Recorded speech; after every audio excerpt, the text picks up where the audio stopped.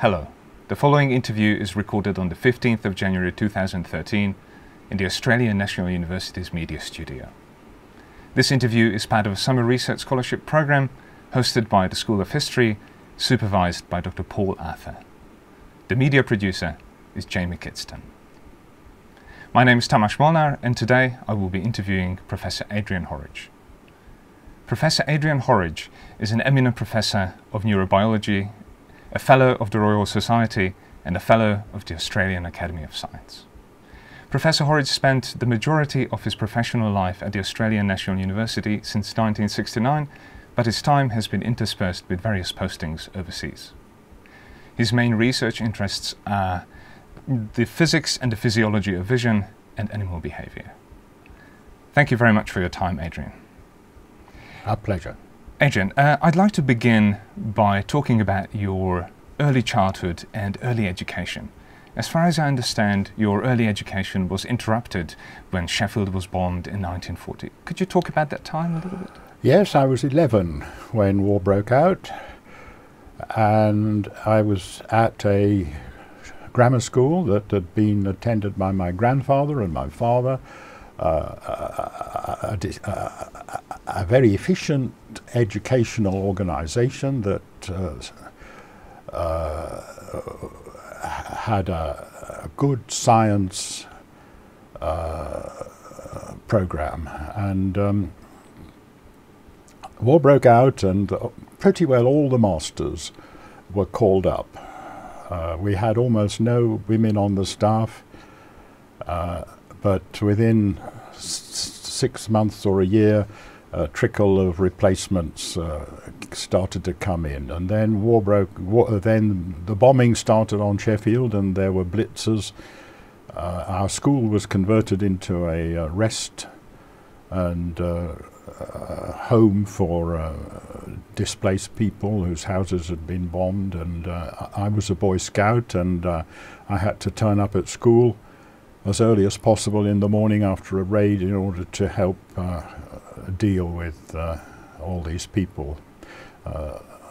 They came in buses, they stayed in the school for a time, and then eventually disappeared into the countryside or to relatives and so on. But it was not a typical school for most of my teenage years, and slowly the school came back. They had lessons in people's houses. They had a shortened programme. They staggered along until about 1944, and then things really began to quieten down, and lessons started properly. And by that time I was fairly well up the school, and we had quite good physics, chemistry and mathematics, English, German, Spanish, Latin, so that I was able, in fact I was pushed into taking Oxford and Cambridge scholarships, and it turned out that this treatment had been very good for our year, and our year succeeded in winning 12 Oxford and Cambridge scholarships that year. So there was something about not going to school that led to excellence in scholarship, and I know exactly what it was. So what was it that helped you? Well, we were allowed a great deal of free time to do what we liked and to have our own experiences. Personally, I used to go camping, and I went to many scout camps. I became an organizer of scout camps.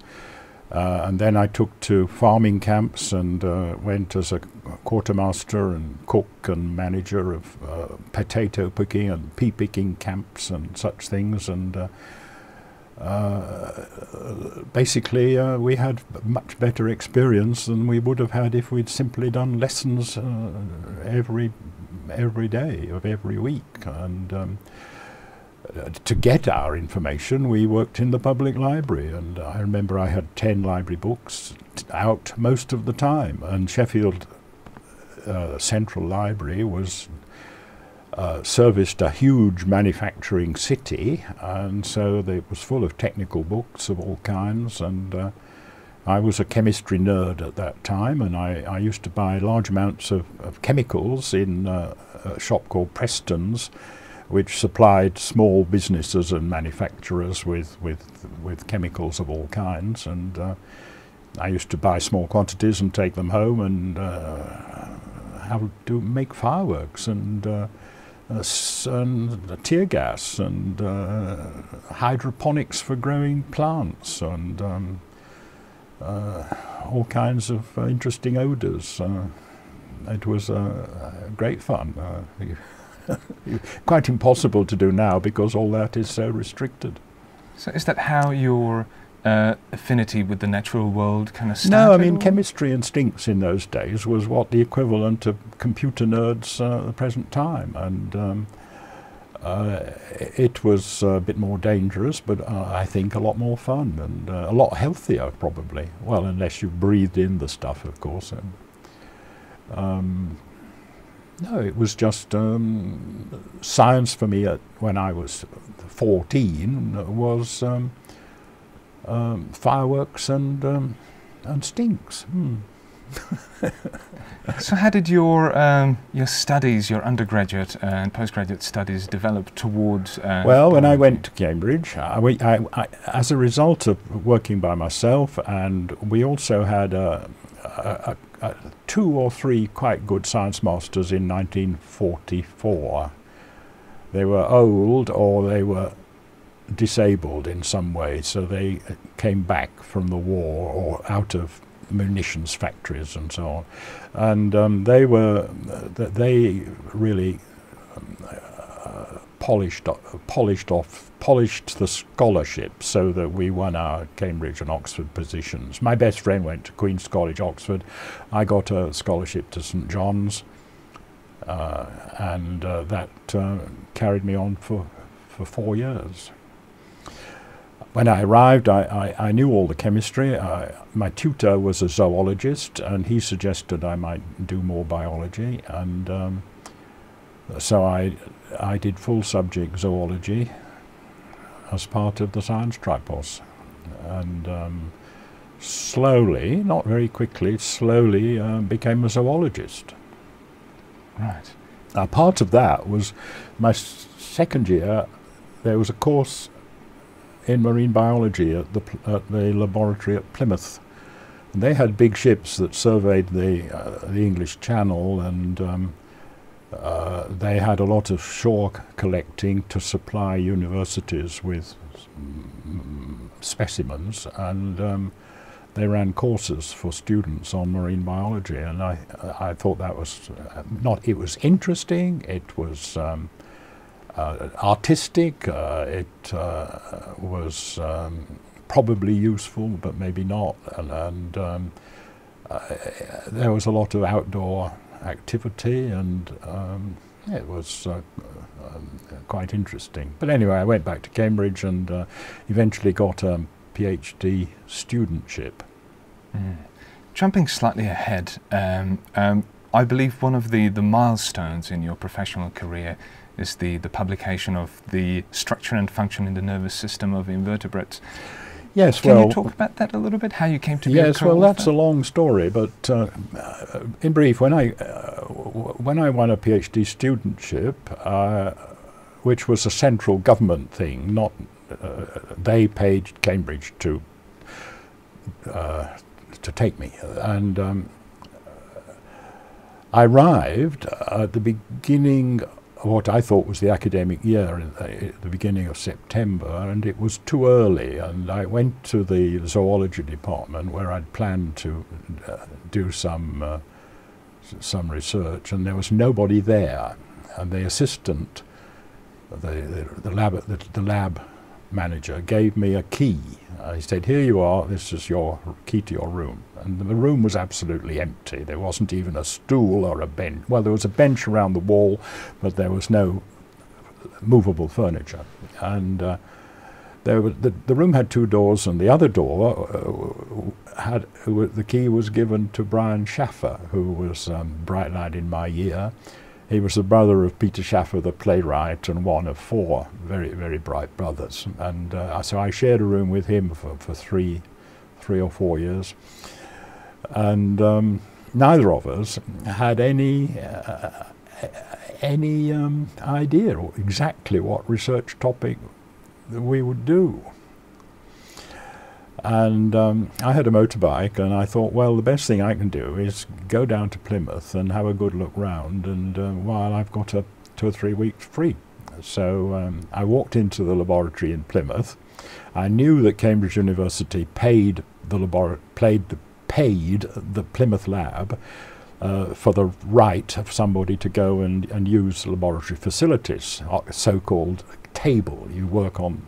So I said to the director, could I come and work on the Cambridge table for a couple of weeks? And he said, I suppose so, yeah, that's fine. And he told me where to get a good lodging, which is another interesting story, but still.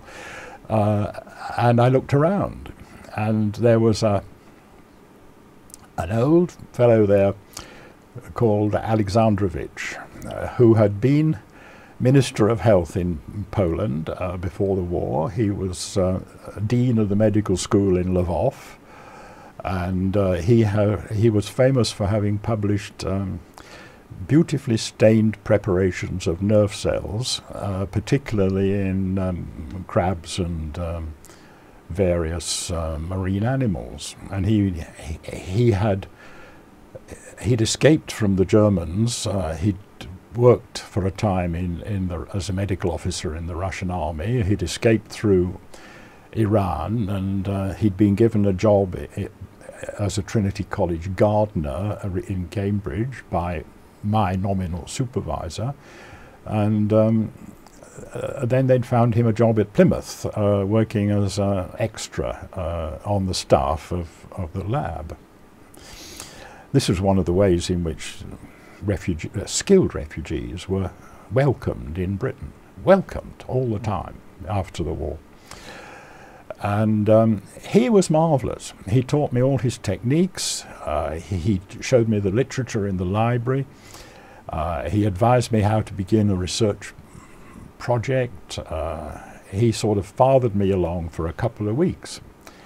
And then, of course, I had to go back to Cambridge, and I settled into this more or less empty room, found some furniture, and then considered again. And I went on my motorbike to the Norfolk coast, and I immediately found a swathe of transparent, beautiful jellyfish, about as big as a dinner plate, and white and well transparent. And I took some back to Cambridge, and in the lab near to me, Lord Victor Rothschild had a lab, and he had purchased some interesting new microscopes which had been recently invented. It was called phase contrast. And phase contrast is a technique to visualize differences in refractive index, not differences in optical density, but to locate the places where the light is bent. And I stuck some of my jellyfish underneath one of these microscopes, and immediately I saw large nerve fibers, a wonderful net of them, synapses, a whole world of living nerve cells. And I thought, this is it. Here's a research topic. Nobody else has seen this. This microscope is newly invented. We use technology to make a quick advance. And so I spent a year building electronic equipment. I built a power pack, and I found an old oscilloscope and modified it. I found a gun camera from a fighter airplane and modified that, and to photograph the screen of the oscilloscope, and played around for building amplifiers, went over to the physiology lab and learned how to make microelectrodes, and I spent a whole year doing nothing but learning techniques, teaching myself with the help of the electronics technician. Now the staff could get the electronics technician to make things for them, but the students had to make their own.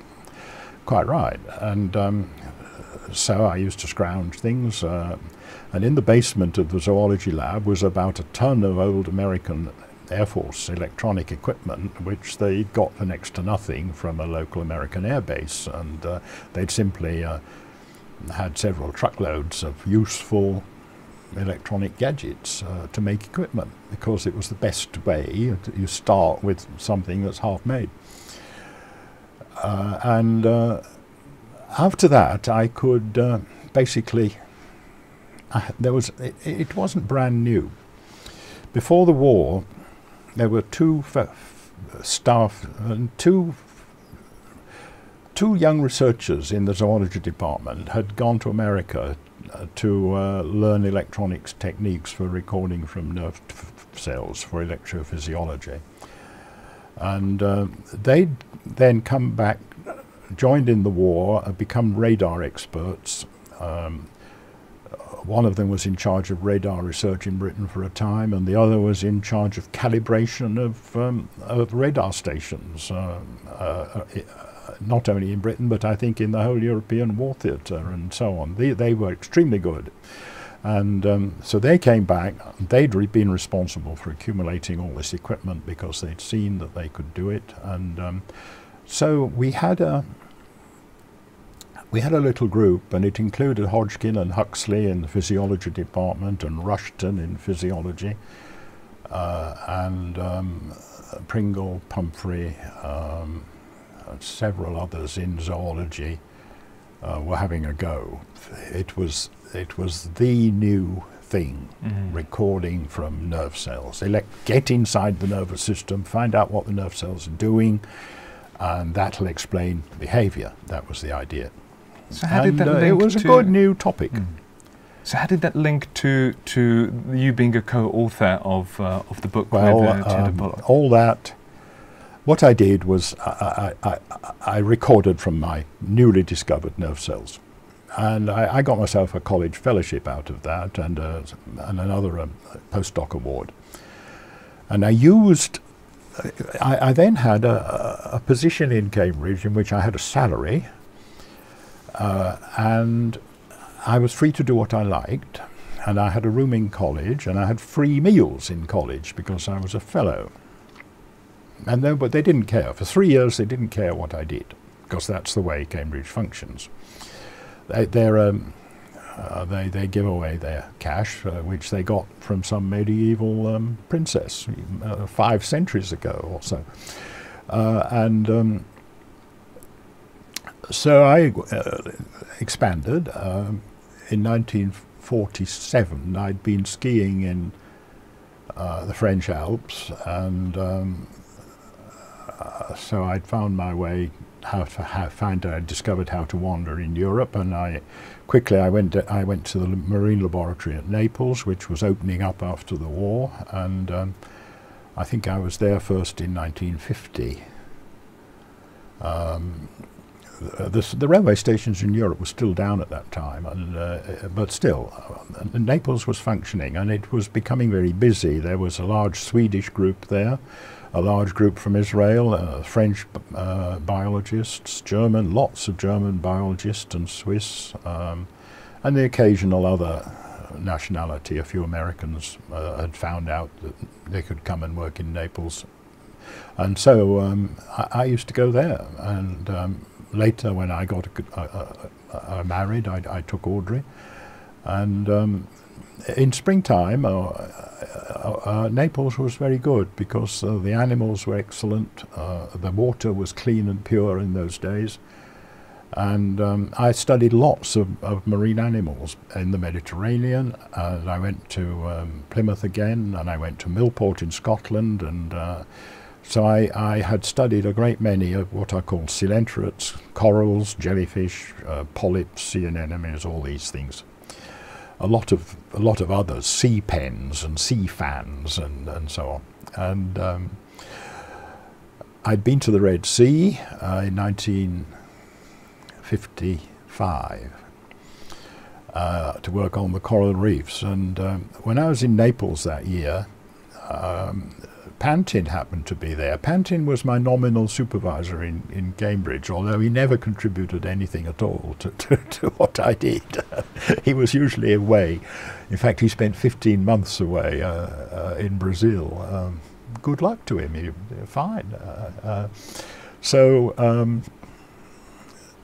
Pantin had received a chapter of a book that Ted Bullock was writing. Ted Bullock was a tycoon kind of American professor. He was on the National Science Foundation committees and things like that. He was a well-known, famous American physiology, zoology professor, a great committee man and a great talker, and originally from a chair in St. Louis, he moved to Los Angeles, and he gave Pantin his chapter of a great work he was writing, or he'd started to write sometime, I think in the 1940s he'd started, and he'd written several chapters. It was a book. It was to be a book about all the nervous systems of all the invertebrates, which is a hodgepodge kind of topic, which is never been properly covered since a book written by a guy called Handström in German in the 1920s, and Handström was totally out of date, and besides it was in German, and a new volume, a new reference work was essential. So Ted had started to write it, and he'd sent a chapter to Pantin, and Pantin was getting on by that time. He'd done his main work in 1935 or so on sea anemones, and he gave it to me. He said, "Here, you know more about this than I do," and he was a Cambridge professor. So anyway, I tore it to shreds. I completely rewrote it, filled it up with all kinds of new information, correct information, which I had by perusing literature in libraries, mostly in Naples and Plymouth and Cambridge, although I must say the Naples library was much the best. It was very old and very complete. And so Ted invited me to be his co-author. And he arranged for me and my wife and my 2 children by that time. It was 1956 when I got that chapter. It was by 1958 we'd organized that I would take my family to California for 15 months, and we would have fellowships at the Center for Advanced Studies in Behavioral Sciences, which is a fancy place on Stanford campus. And they provided first-class fares and a good salary, and so I took leave of absence. I took leave without pay from St. Andrews University for my teaching period. For summer holidays I had 2 salaries, I think, so I think I did well out of that. But I think for the teaching period that St. Andrews didn't pay me. Excellent. Anyway, we lived in California. We finished the book. We'd finished the book by 1960 or so. I went back to St. Andrews, and the book was published eventually in 1965. It was hand printed. It was printed in letter press, you know, with proper blocks being put together by hand, and all the illustrations were hand drawn or photographed on film. And we had 15 artists, I think, the maximum altogether. We had 15 guys doing the artist work. It was a work of art. It was a huge reference volume, 2 volumes, 16,000 references, two clerks checking references and checking details of dates and page numbers and all that kind of thing. We had quite a big operation. It was funded by the National Science Foundation because of Ted's connections, and it just rolled, and we finished it. Excellent. I wonder if I could take you to the time towards the end of the 1960s, your appointment to be a founding professor of the Research School of Biological Sciences at the ANU. How did that appointment come about? Well, I went back to the Gatti, and we did extraordinarily well at the Gatti and became quite famous, mainly because we happened to fall in for quite a lot of money, and we bought a lot of equipment, and I took on a large number of students and technicians, and we just boomed. We had we were on a wave, and in 1960, it must have been 67. Another guy called David Catchyside, turned up in my lab. It was the Marine Laboratory of St Andrews, and I was the director. And he turned up and he said, "Can I look round your lab? I've come to see Callan, who was the professor of genetics, and do you mind if I look round?" And I said, "Fine." Anyway, he looked round and off he went. And I never thought anything more about it. And that year I had a cable from Clem Markert, who was the chairman of the biology faculty at Yale University. And the fact that the cable said one of our staff has unfortunately eloped with another member of our staff, and we are in a difficult position. The practical classes for the course have all been arranged. The teaching assistants are all ready to teach the practicals. Will you come and give the lectures in comparative nervous systems or comparative neurobiology or something? And so I went to the dean in St Andrews, who he said, "Yale's quite a good university," he said. I remember the phrase. And he said, "I think it would probably do you good to go." So I went, and I had to arrange to give some of my lectures at St Andrews, and I commuted between Yale and St Andrews, first by so they call them. I took the limousine from New Haven down to the airport in New York, and then flew to London and Edinburgh. And I remember there was David Frost was on the same aeroplane, and he was doing programs in London and New York at the same time, and we used to occasionally sort of say hi on the aeroplane. I must have done 6 or 8 journeys, I think, on those, just commuting. So I made quite a lot of money because Yale paid me a full professor's salary, and they paid my airfares and expenses for the commuting. And so the fact that I got them by the short hairs, and they knew very well that I could give the lectures ad lib, and they needed me. So now while I was there, I had to live in digs, and I wrote up the lectures while I was there, and it was published as a book in 1968. Into Neurons, right? Was the title? Yes. Now, I'd made money in America. I banked it in America because if you did that, you didn't have to pay income tax in England. I simply banked it in America. And the following year, my assistant and I, Steve Shaw, were invited to go to the Marine Laboratory at Woods Hole on Cape Cod. And we took our families and we lived in the huts, and we had a very good summer at Woods Hole, which is the biggest research marine place in the world, and a very famous laboratory that's produced a lot of 100 years of excellent work. And while we were there, a cable arrived from Australia.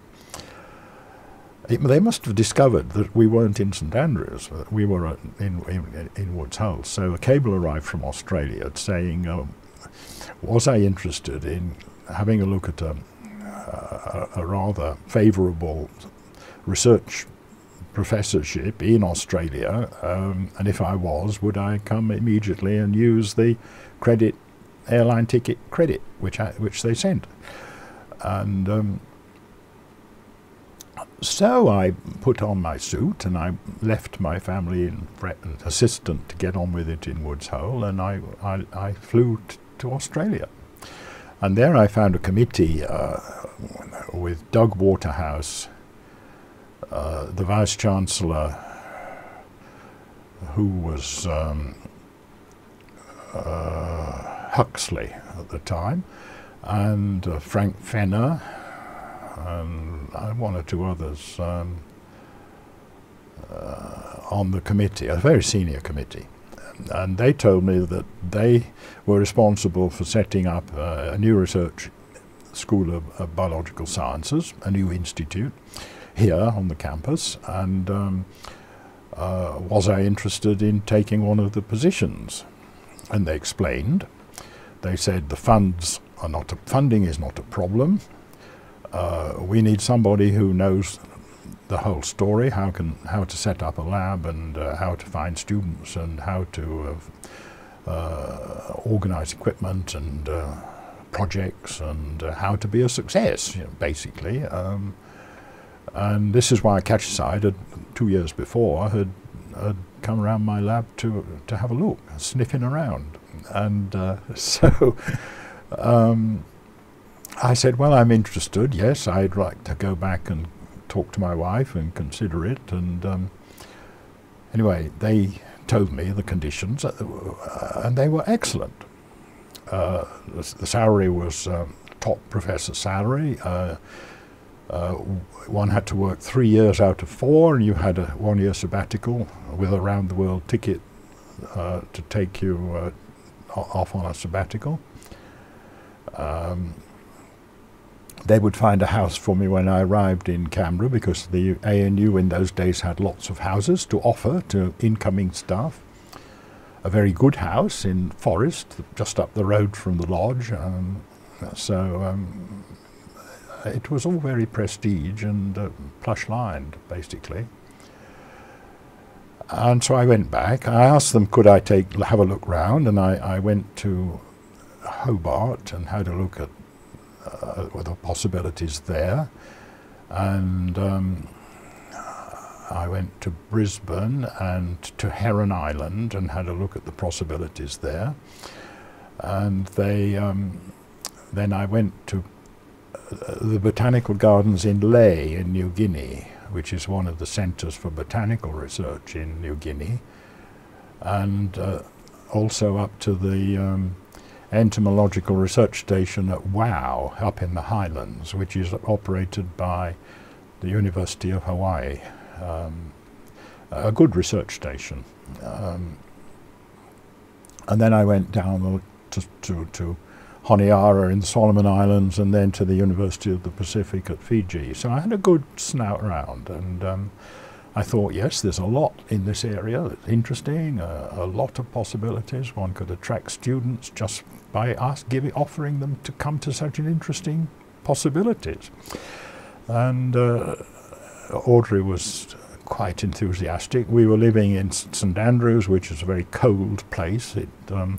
Out of our bedroom window we could see, there was the horizon of the North Sea. We looked out over the North Sea, and far away, 15 miles away, on a clear day, you could see a little pin sticking up. And we used to say this was the North Pole. It was so damn cold.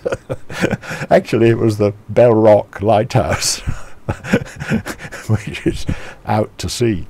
And so we moved. We brought the whole family. Audrey was very well qualified.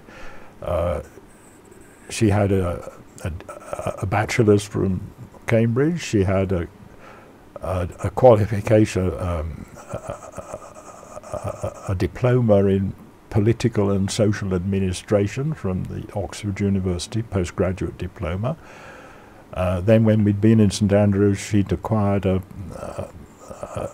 diploma as a medical social worker, and also as a psychiatric social worker.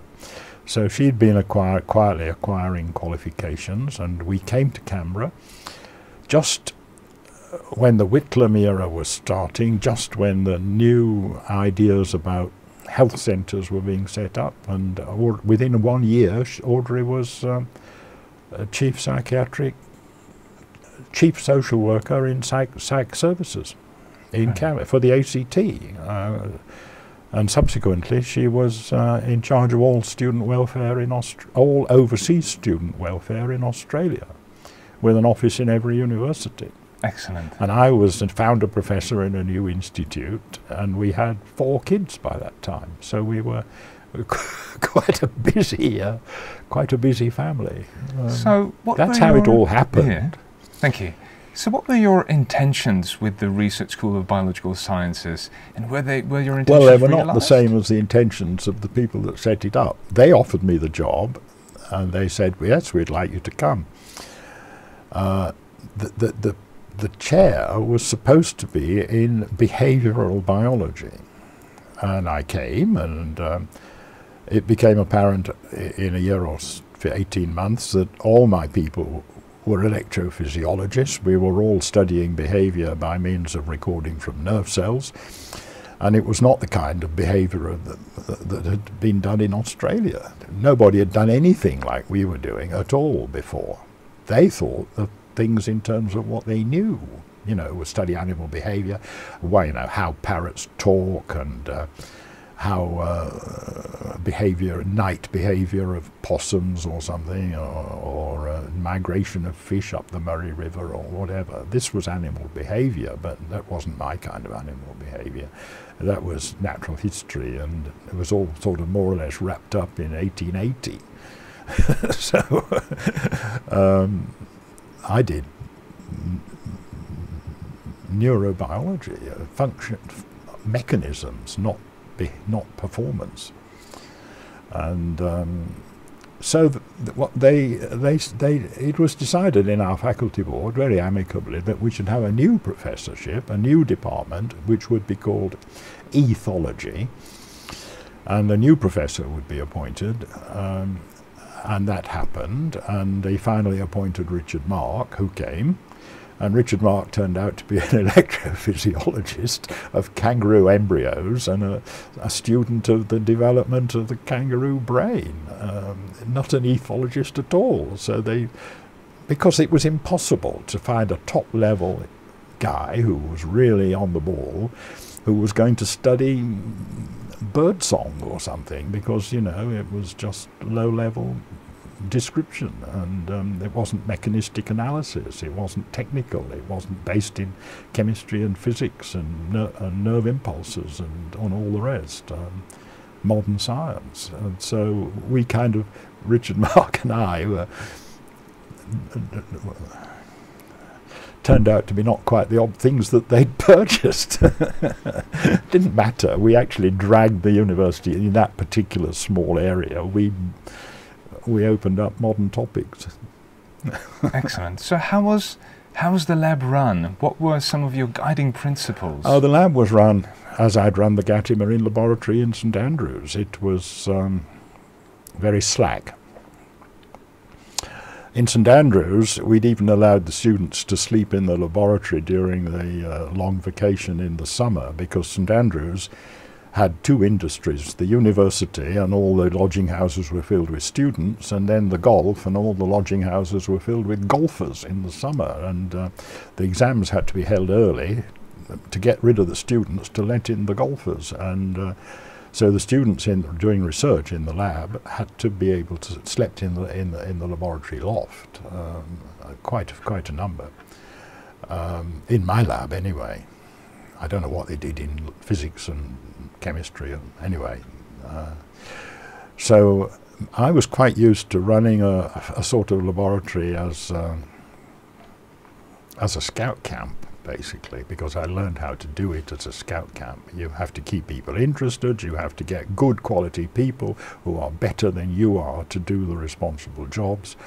You have to provide them with lots of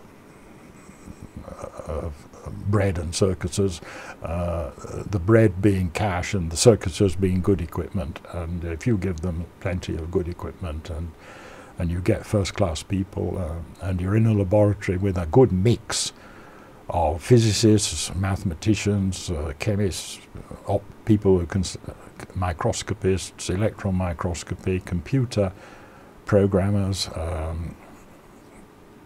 and then someone to catch animals and bring them in. We had always had an animal catcher. Ever from 1956 until 96 or so, we had an animal catcher who would bring in insects, and in the case of the Gatti, of course, it was marine animals we used to trawl and collect. And when I came here, Coauthor, who was then Vice-Chancellor, said, "Do you want a marine laboratory?" He said, "We could easily get a block of land down at the coast, and we could easily build a marine laboratory as an outpost of ANU." And I said, "No, don't do that. That would be unwise. It would be much better if you've got the money to simply send people to work on the coral reefs and use a hotel, or to send them to the Antarctic and use the Antarctic base or whatever. In other words, think spread. Don't think we'll have our own little marine laboratory. It's just a sink for cash. You know, spend money on boats that rust and aquariums that leak and staff that booze, and so we didn't have a marine laboratory. I switched from crustacean crab eyes and so on, and we'd already been working on insect eyes, and I switched into insect vision. Very quickly switched into insect vision. Right, so how do you think this sort of method of running a lab would work today? Would it be possible in current academia? If you've got the cash, yes. And if you can attract the bright people by having the right subject. And I did have the right subject. Electrophysiology of primitive animals had not been done in Australia, and that kind of analytical science had not been done in this part of the world, and it was very easy to find students in Britain, Germany, the United States, Canada, Japan.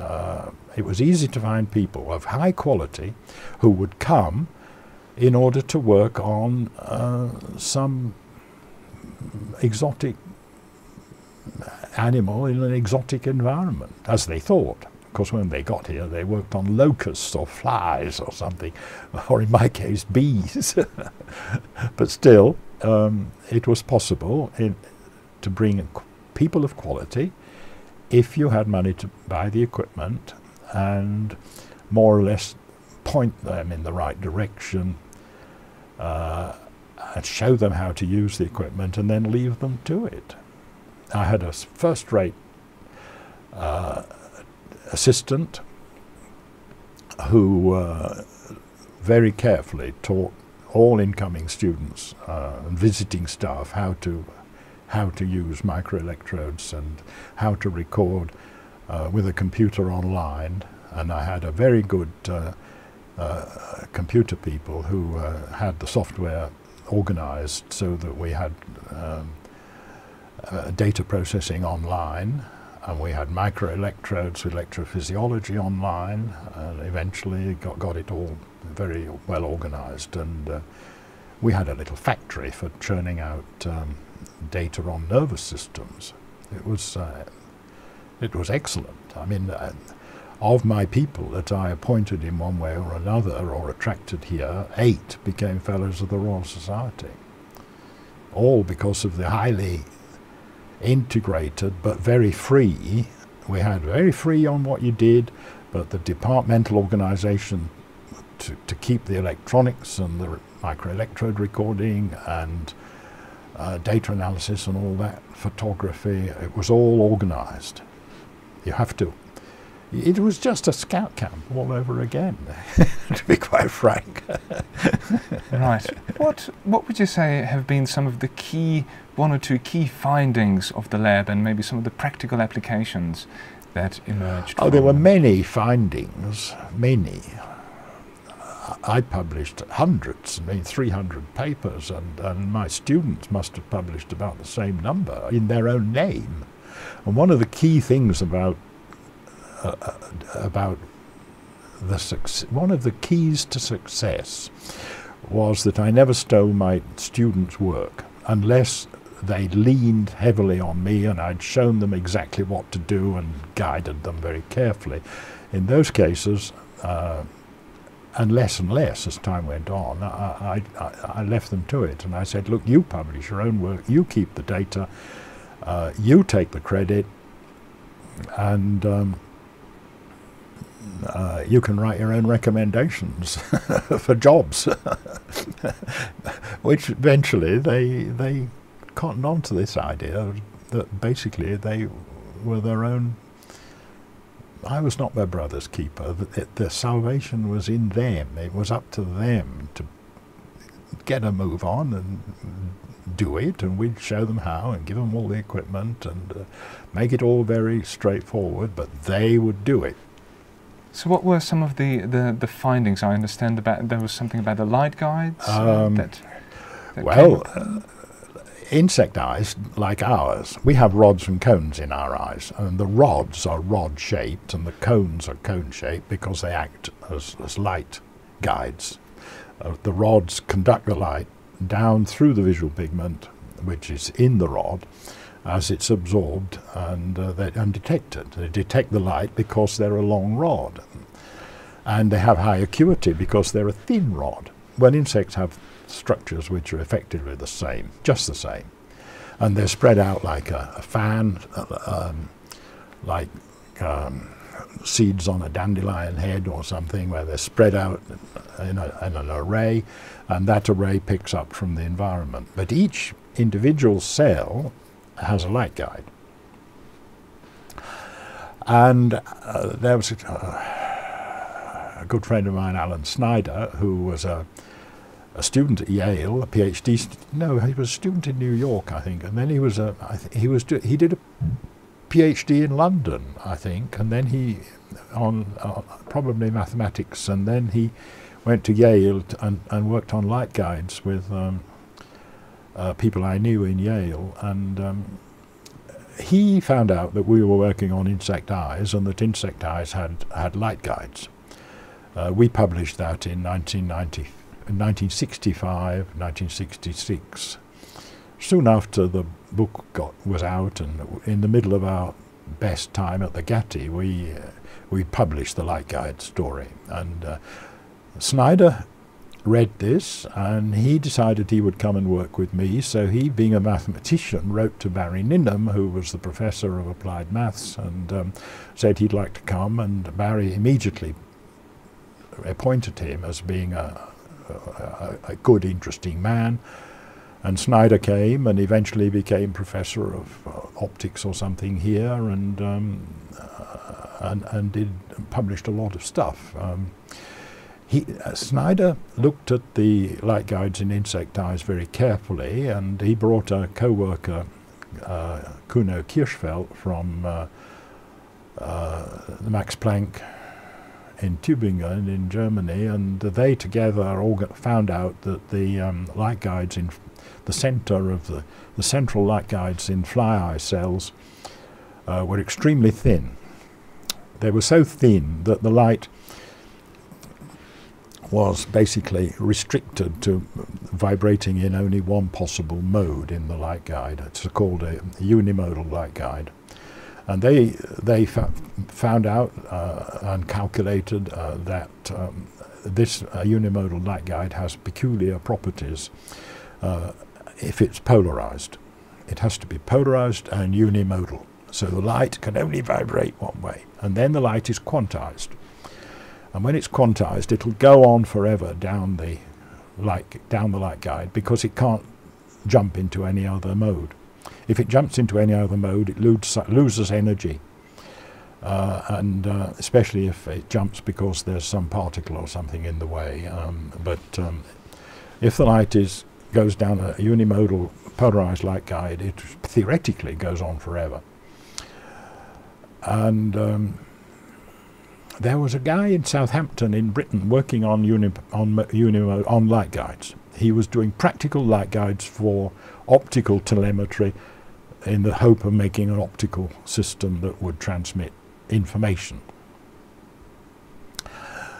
So he was working on trying to transmit information, and Snyder was working on and discovered a unimodal light guide would transmit forever. So somehow they got together. I'm not sure how.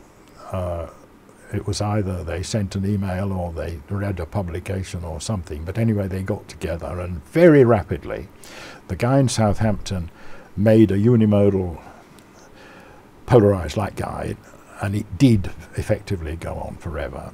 And he immediately patented it, I think. It was not, Snyder patented nothing in Australia, so here it was not patented at all, and Snyder published all the data.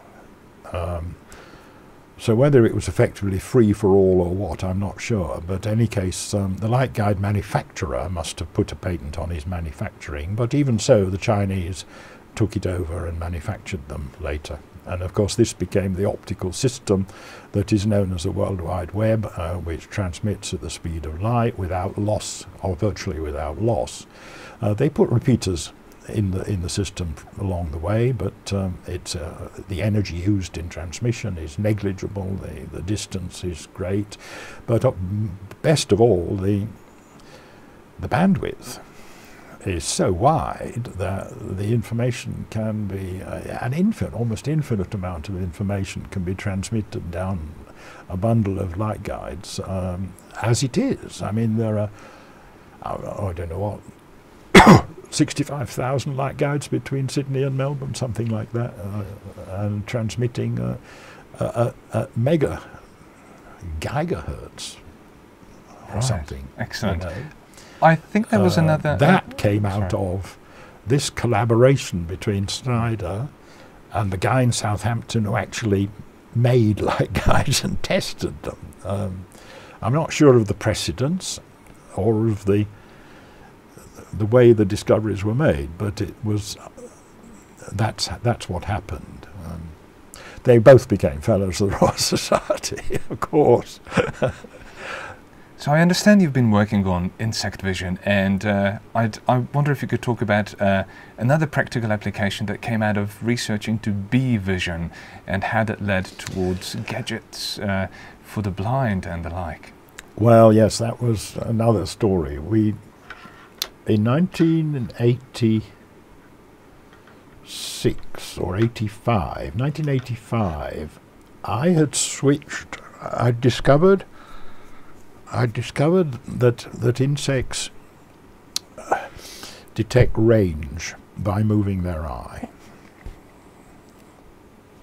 I'd inferred it at first from the structure of the eye, but then I'd done quite a few experiments on praying mantis. Praying mantis measure range in two ways. If a praying mantis is grabbing a fly, it measures range by triangulation between the two eyes. It looks with two big eyes and it triangulates on the fly, and then it moves itself extremely slowly, closer and closer, very slowly, and then it grabs.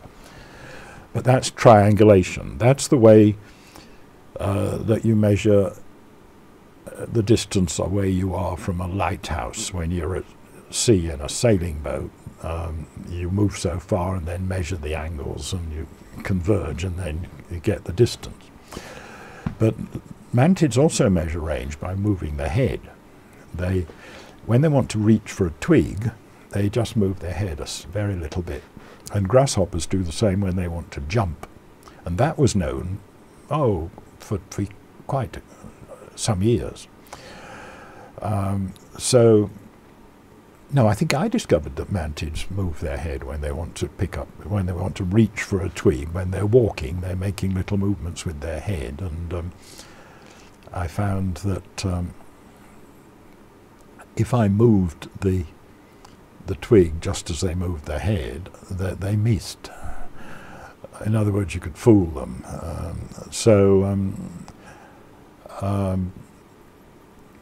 I knew that range was dependent upon motion. And I also knew that Helmholtz had described this in 1880.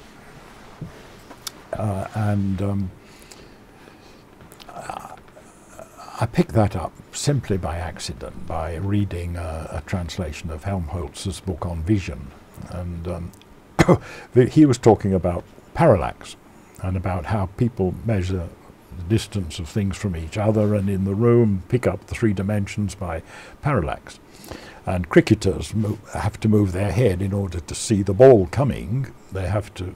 A one-eyed cricketer will move his head, just because that gives him a bit of parallax. And of course birds do it. Birds will often nod or something like that or just go like that to get the direction if they've only got one eye at each side. And well known. So Helmholtz had described it. I think he'd even written the equations out for how this is mathematically described mathematically. Nothing new there at all, except that I realized that insects were flying, and therefore they could measure range all the time. I hadn't done the experiments with flying insects. Now, 4 years before that, Srinivasan had come to work with my people on electrophysiology and of the retina, and they had worked out a lot about the speed of response of the retina and about the sensitivity to motion and about the sensitivity in the dark, and how the the image could be simplified in order to detect things more easily. And he'd gone off to work in Zurich with Rüdiger Wehner, who was a professor of zoology in Zurich, and he worked on bees. At that time he worked on bees, but he also worked on ants. A long tradition. He worked on desert ants and bee navigation. And Srini learned how to operate, how to function with bees, how to work with bees, how to train them so the bees kept coming, and so you could do experiments in which the bees responded to your things that you did in your experiments, and by responding they told you what they could see. And there was a woman there called Miriam Lehrer who Srini eventually was appointed by me to come back because I thought, since he had this knowledge of how to work with bees, and that I knew that insects picked up range when they were flying, I thought it was obvious, absolutely obvious, that the bee was the only animal you could train. So it was the only animal that you could use for analysing this level of vision that you have in insects. And so Srini, I managed to get a tenured job for Srini. It was the last in my department. It was very difficult to get tenured jobs, but by 1985, 1986, the university was already short of funds. They had insufficient money to pay the staff that they already had, so they were having to cut money out of equipment grants and building and all kinds of things, and times were getting very tough. And anyway, Srini got a tenured job, and he invited Miriam Lehrer to come and teach people in Canberra how to train bees, and she came, and Tiananmen Square happened in China, and I had a friend there, Zhang Xiaowu, who had been my host when I was invited to China, and I already had 4 Chinese students working in the lab, and so Zhang Xiaowu came from Academia Sinica as a refugee, basically. He came to work with us in Canberra and brought his wife. He moved. He was a Chinese emigre. And the group set to work. We trained the bees. We tested them with parallax. The bees see parallax. You could make different kinds of parallax. You could have crossings like that, or you could have crossings like that. And as the bee moved, different crossings looked different to the bees. And you could train them to land and then change the parallax and all kinds of things. And then we tested them on range, and we put objects at different distances, And we shuffled the distance and we shuffled the size of the object, and the bees could tell the range irrespective of the size or they could measure the range irrespective of the size. And they could measure the size irrespective of the range. So they had a perfectly good idea of 3D, but they could only do it if they moved, and they were picking up the range of nearby objects as they flew along. So the bees' world was a world of range at different directions. It was not a world of objects, although people believed it was a world of objects. People believed that the bees saw the objects, but they didn't. They just saw the range, which is just the same, basically, if you're moving around. And immediately we saw that this could make gadgets, and the gadgets could measure range, and they could make three-dimensional world for a blind person, or they could make a three-dimensional world for a moving vehicle. So you developed gadgets for the blind? We were developing this, yes. We made gadgets for the blind. It was a thing on the finger, and there was a contact on the wrist, and we were working out how to code it so that the blind person could measure range and detect a sausage on his plate, you know, by measuring, getting the range right and then detecting the sausage. Or how he could pick up a glass of beer without knocking it over. How far away is the glass? You go to a bar, the barman puts the mug of beer on the counter, and then you want to know how far away it is so you don't knock it over when you reach to pick it up. So you got the range. And we made gadgets that did it perfectly. And I was away, and Chernobyl happened, and the Japanese sent spies all around the world trying to find ways of making vision for robots, because they'd been trying for years and couldn't do it. They had what was called the Japanese fifth wave of technology. It was initiated but never did anything, and they couldn't make vision. The computers at that time were inadequate to do it. That was the reason. And these guys came to ANU, and somebody, Ian Ross I think, must have sent them to see us, because it was known that we were doing this, and I was away, and Ian Morgan was in charge of the department, and he worked on chicken retinas and knew nothing about our project at all. It's a good thing he didn't, probably. Anyway, the Japs arrived, Ian showed them our gadget, and he showed it to them working, and what he showed them was, there is the gadget, and here's a screen, and if the gadget's stationary, the screen shows a picture in black and white of what the camera sees, and the camera could be wide angle or whatever you like. So there's a stationary picture of what the camera sees in black and white, and as soon as you move the camera, the screen jumps into colour, and range is coded in colour. And my electronic wizards simply made the software to do that.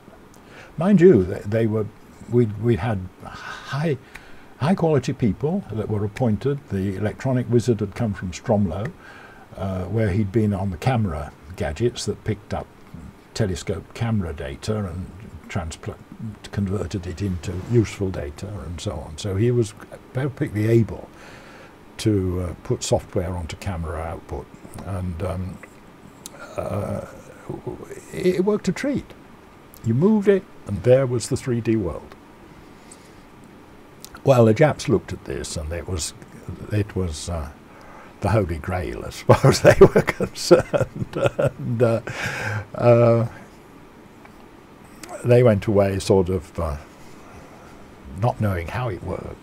They said, how does it work? And Ian Morgan said, I don't know, I work on chickens. And I'd told my technical people, I'd said, look, we don't tell anybody about this. We haven't got anything patented, nothing. It's simply know-how. And about 6 months later, Ian Ross got a letter from Japan, from Fujitsu Computer Company, one of the biggest in Japan, saying that they were interested in our in our work, and would you like to send 4 professors to Japan to consult about the use of about vision and so on. So 4 professors went to Japan, me included.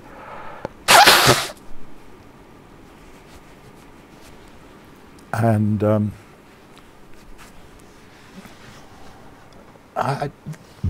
the others were there for show, I think, basically, although maybe one of them was useful. But we were all invited. We were shown around supercomputer factories with water-cooled tin pot programmers and, I mean, tin pot chips, so enormous tin can chips, and huge computers, and a computer that would listen to what you said and answer. And I said to it, I'm sorry I cannot present you with a present at present. And the computer was baffled, so I didn't think much about that. And, because I'd used present in 3 different meanings in the same sentence, which was a bit unfair, but still, it was a good test of a verbal computer.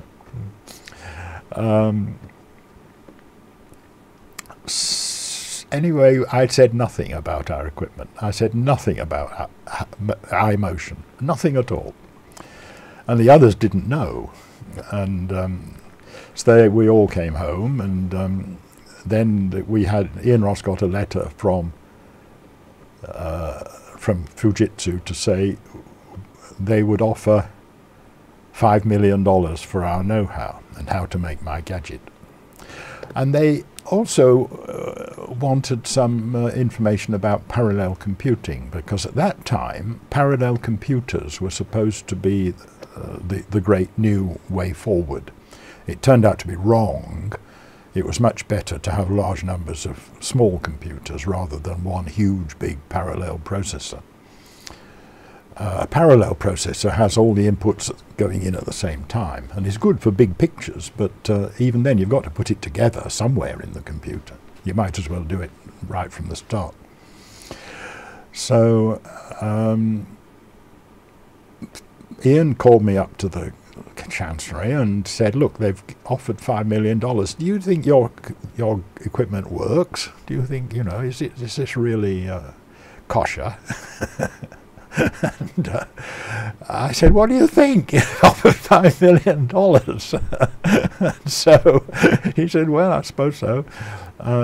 If they've seen it working, yes. And he said, well, then I don't think it's enough. I think 10 million. And so I said, okay, ask for 10 million. I said, they'll have to come to the party because we're not saying anything. And so they offered 10 million. And ANU swallowed that, and they sent some engineers to have a look at our gadgets. They were quite disgusted, absolutely disgusted. They said, $10 million for this? All they do is go like that. It moves. We never thought of it. We didn't know that if you moved the camera, that you could get 3-dimensional vision. We'd been working on rays going out from a stationary camera, you know, so simple. Helmholtz had described it in 1880. That was it. So that was picked up. They went away. They made some gadgets. They even made a robot that would roll through a hot nuclear power station in case there was an accident. But when there was an accident, as there was, of course, terribly with the tsunami, they didn't have them available. They got the date. They got it from us. They'd made the gadgets, but they weren't ready when they were needed. So they sent in men. And anyway, they made the gadgets, and American spies working in Japan picked this up from somewhere, that they had got a new system for making robot vision and suitable for vehicles. And by that time I was retiring and Srini was taking over. He was not yet professor, but he was taking over. And he was visited by a couple of guys from American Air Force who said, do you think you can put your visual system into airplanes? And that was about 1991, 92. I retired in 92. Maybe it was earlier, maybe it was 1990 that they came anyway. Srini arranged with them that he would put the system into, I must say at that time it was my project basically, because I'd been to Japan, I got the money and so on and sold it to the Japanese, and Srini had been part of the team. But from the time the American Air Force came, they came and Srini, maybe I told them to go and talk to Srini, because I knew I was off. And so Srini took it over with the Americans, and he said, yes, I can put insect vision into airplanes. They were called drones because they were pulled along by an airplane, and they were target airplanes. He could put our vision into pilotless aeroplanes, but he said it'll cost you. He said we'll have to appoint some people, we'll have to find someone who understands how aeroplanes fly and land, and so we'll have to appoint some chip people to build the gadgets and to actually do it, and we'll need a model maker, I think, to make our own model aeroplanes. And so he said it'll cost you quite a bit. He said we'll need some staff, and he sort of calculated, and they gave him about $500,000, I think, the first bite. Subsequently he was getting about $1 million a year to keep the program running, and he simply talked freely to the American Air Force, and they got going, of course, somewhere in the United States. Somewhere in Texas or California, they had a parallel thing running quite quickly, and so they had our visual system in drone aeroplanes sometime in the early 1990s, I would think. It worked very well. You could bring an aeroplane into land, a small one. A small aeroplane, it could dodge a tree. At 50 kilometers an hour, it could dodge a tree, 20 feet above the ground, keeping constant height above the ground. They flew them very well, and it worked. And then they wanted to put our visual system into helicopters. The reason for doing that was because when you land a helicopter on a ship, the sea is bringing the deck of the ship up and down if the waves are rough. Of course, if it's fine day, it's easy. But if the deck of the ship is going up and down with the waves, and the helicopter pilot is trying to land on the deck, if he's not, he just can't do it, because the deck comes up and hits his undercarriage very, very, very fiercely. So he can't adjust, he can't control by looking down, because his own system for looking down is not terribly good for measuring range or measuring the movement of the ship.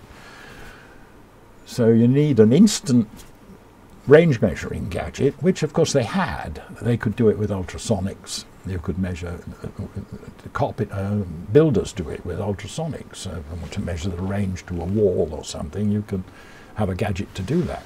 And I think those gadgets were coming in about the same time and so on. But anyway, they wanted a visual system on helicopters. So we got that going. Srini found a young man at Duntroon who was a helicopter pilot and a technical training and Duntroon, and he took him on to do a PhD in putting visual system into helicopters, and this guy did it very well, and he's now on the staff at Duntroon teaching the stuff. I don't know exactly what, but anyway. then NASA turned up and said, we're putting vehicles on Mars. We want to put Intersect Visual System onto vehicles on Mars. And well, Srini said the usual phrase, well, it'll cost you. Held out his hand. And for 10 years, from 1990 to about, from 1989 perhaps, I don't know, 1990 till 2009, when Srini left. The funding was there. Now in 2009 or thereabouts, 2008 perhaps it started, people here began to be worried. This biological sciences was not the place to do secret work on for NASA and American Air Force and so on. It was a more or less open lab, although there were locks on the doors, and the staff were not checked for security and high-level secret work and so on. And so basically it was bought out by the Defence Research Establishment in Adelaide, DSTO, who took on all the staff that were making the electronics and stuff, and they all went, and the man in charge, Jovan Charles, he had been a PhD student, got his PhD doing this work, and he was running the lab, the technical lab for the robots. And he went and came in charge of a section in DSTO. That was the end of that, and Srini, who was left bereft, and eventually left. Wonderful, thank you. I wonder if you could talk a little bit about your other passion for the Indonesian traditional boats, and just tell us briefly about that, how that came about. Well, when I was a student, I had a friend who was interested in he had some records of gamelan music, and he was interested in Balinese dancing and so on. And so when I came to Australia, my ears pricked up when I read that the international airport had been opened in Bali in 1969, and the Bali Beach Hotel was built in the same year, and that Bali was beginning to take tourists. And so I stopped off and stayed in a little hotel in Denpasar, where the owner had it was only a small family hotel, and the owner had a son of about 17 who was wanted to become a hotel manager. And we discussed I discussed with him the possibility that he could get a training as a hotel manager in Australia on a ADAB scholarship or something of that kind from the people here in foreign aid, or some kind of scholarship, because Audrey, my wife, knew about such things. And so to do that he would have to perfect his English, and so we went and bought a tape recorder, and I read his English books into one of these tape recorders with two rotating things and a tape. And I think I read the whole of his English lesson book and some English fiction or something. Anyway, I also showed him how to. I also showed him how to fill in the forms which he went and got from the Australian. There was an Australian office, and he got a form for a scholarship. Anyway, I don't know whether that was what he finally got, but eventually he got his scholarship. And it was clearly because his English became very good, and he lent me in return for all this, he lent me his motorcycle. He was the proud owner of a little Tif motorcycles. And so I rode his motorcycle all around Bali and had a good look round. And then the following year I went back, and he taught me more Bahasa Indonesia, and I came back to Australia with some knowledge of Indonesia from Bali, and I went to Yohani John's lectures in Bahasa here in ANU, and they ran a short course also, a crash course, and I did that, and went back, and I became interested in the canoes because they were interesting structures, and I'd sailed. I'd been a sailor. I'd sailed at Plymouth, and I'd been in the sailing club in Cambridge, and I'd been at Farnborough, and I'd worked on structures, and I knew about stresses and strains, but in particular I knew about the kinds of ways to make gadgets that would, no, structures that would last despite being heavily used, like aeroplanes and balloon baskets and ejection chairs for fighter aeroplanes. I knew about such things and how to make them and what sort of stresses they were under. And I looked at these canoes in Bali and I thought, well, they're jolly interesting structures, primitive but very effective.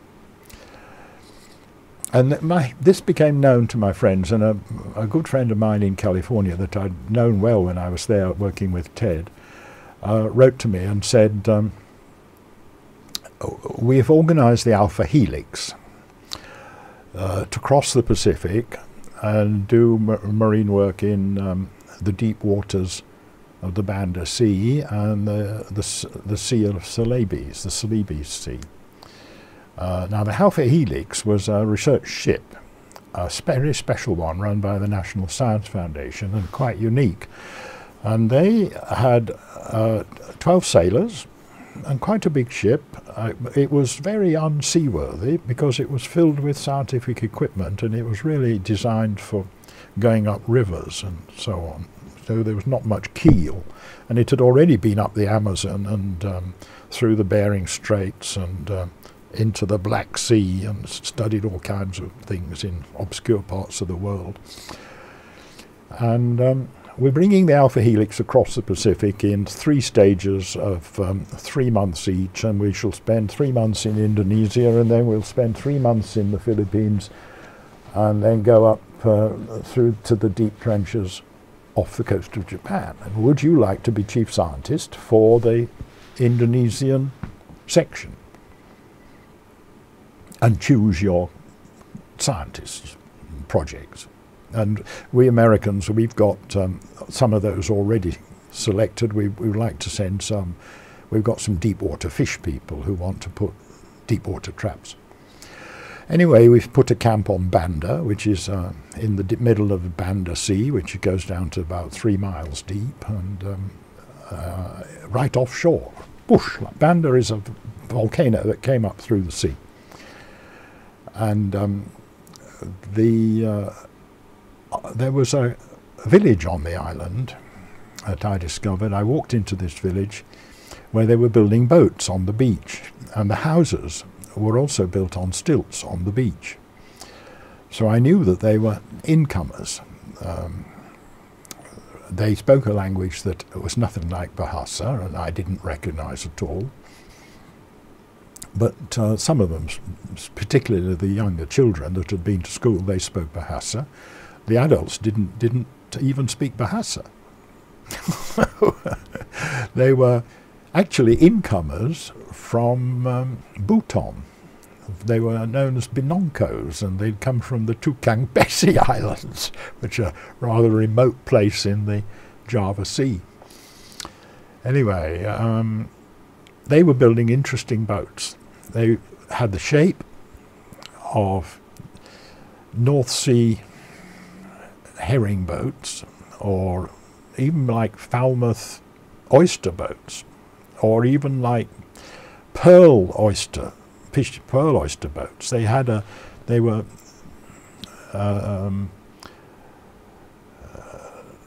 They were rigged in Western style. The hull shape was Western style, but the construction method was extremely primitive. They built the shell of the boat out of planks that they carved out of solid, and they put them together like a jigsaw puzzle, and then they put the ribs in afterwards to strengthen them and knocked wooden pegs through the ribs into the planks to hold it all together. And I knew boats hadn't been built like this since, well, not in England, for 500 years. Of course, William the Conqueror's boats that he brought to England to conquer England were built like the ones I saw in Indonesia, by this ancient method.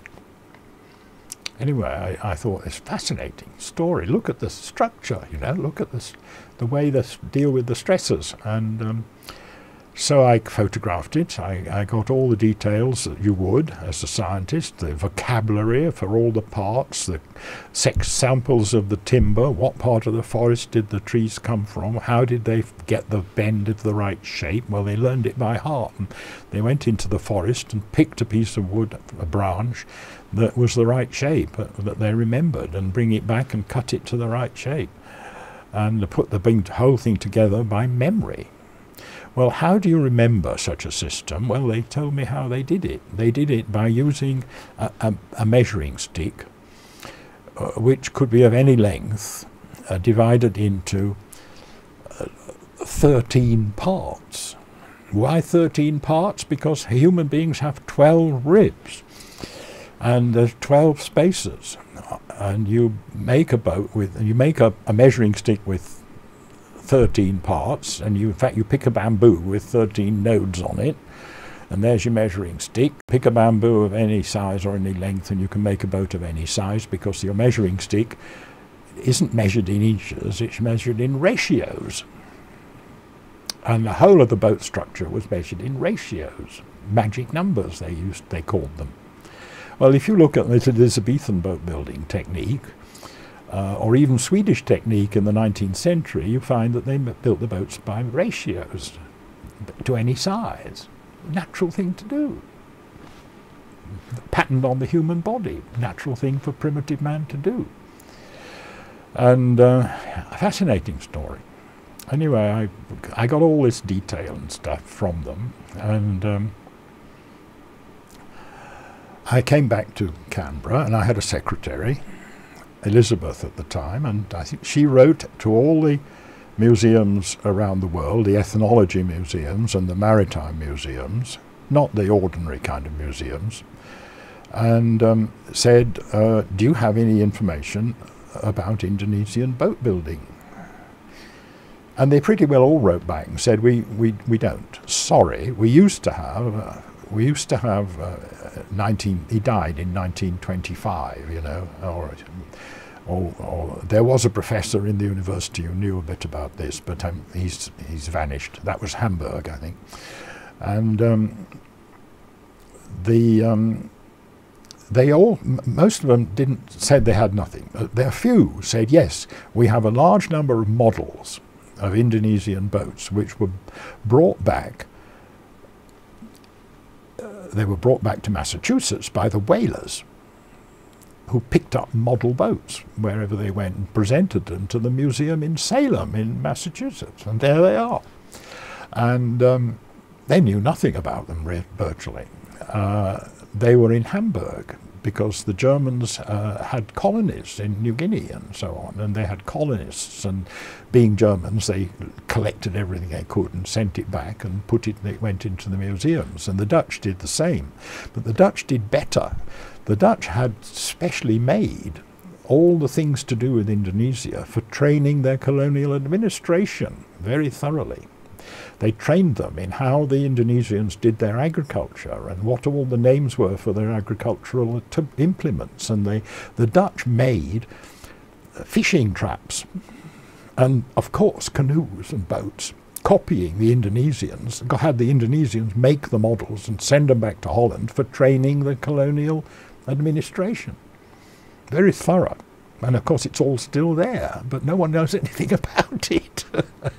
Because they gave up their colonies in 1945 and said, don't care a hoot about that Indonesian culture. That's not for us. We are going to make money out of the Rhine. And that's what happened. So I was left as the only person in the world, basically, I thought, who was interested. So I basically went back to Indonesia. I went to all the boatyards I could find by asking around, and I went to the libraries in ANU, which are excellent on Indonesian ethnography, and I went to the museums in Holland and looked at all the model boats and photographed them all, and I had a huge database, and I wrote a book and several papers and monographs and things about Indonesian boats, because I thought I was the only person who knew anything about it, and it was obvious it was disappearing fast. It was going because they were being motorized, and they were losing the sailing fleet at all levels because of engines, and the sailors thought that the engines were better. Probably wrong, but still. When I published my book, immediately I got a response from a couple of people who'd been doing similar things. One in particular, a Frenchman, Pierre Pétignot. No, Pierre Pétignot was a French boat builder in Bali. My French friend who was interested in prows was Paul Piolet. He from a medical family in central France, who was an oilman in Indonesia, working as a consultant for Pertamina, and he had a helicopter to study prows, and he'd been flying around the Java Sea looking at oil rigs, and while he was doing it, he was photographing any interesting sailing prows that he saw down below, and so he was doing it quite differently. And he was working from different base. He was working from Masalembu, which is an island in the Java Sea, in the centre of a region where there were many oil rigs, and so he was different slant, but the same topic. And he's got the photographs as well, basically. So at least I wasn't quite alone. Anyway, it was a very nice hobby. I got into it through the science, entirely through the alpha helix, but then took it up as a thing on its own. And I could do the photography. I had a Hasselblad. I had a good camera. I could do the drawings. I knew the technology of stresses and strains in boat structures from my work at Farnborough. I could speak the language. I could speak and read. I could read, in particular, the languages of all the colonial powers that had worked in Indonesia: the Germans, the Spanish, the Dutch, the French, and English. Were there any others? I'm not sure. Portuguese, yes. Portuguese is my most... I can't read very well, but I can get the gist. In any case, there wasn't very much Portuguese, and it's translated what there is. So the colonial history, the whole history of the Eastern boat building story and the design of the ships and how they slowly copied Western styles, all that's in my books. And it's an interesting story. Well, what topic it is, what you call it, I don't know. Excellent. Thank you very much for that. Adrian, thank you very much for your time and your stories. It's been wonderful listening to you. Thank you very much. Thank you.